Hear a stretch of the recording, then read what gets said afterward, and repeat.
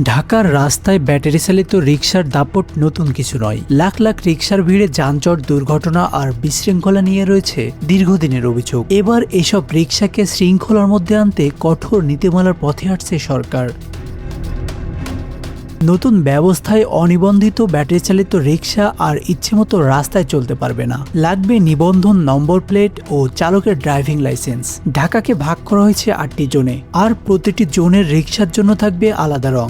একজনের রিকশা অন্য জনে গেলেই ব্যবস্থা নেওয়ার কথা রয়েছে। শুধু তাই নয়, রিকশা চার্জ দেওয়ার ক্ষেত্রেও আসছে নতুন নিয়ম। সৌরবিদ্যুৎ ব্যবহার বাধ্যতামূলক করার প্রস্তাব করা হয়েছে। নিয়ম না মানলে নতুন নিবন্ধন কিংবা পুরনো নিবন্ধন নবায়ন কোনোটিই মিলবে না। এবার প্রশ্ন, একজন মালিক কতগুলো রিকশা রাখতে পারবেন? প্রস্তাবিত নীতিমালায় একজন ব্যক্তি সর্বোচ্চ 3টি মধ্যম গতির অথবা 5টি ধীরগতির রিকশার মালিক হতে পারবেন। আর নির্ধারিত থাকবে গতিসীমাও। মধ্যম গতির রিকশায় ঘন্টায় সর্বোচ্চ 50 এবং ধীরগতির রিকশায় 30 কিলোমিটার।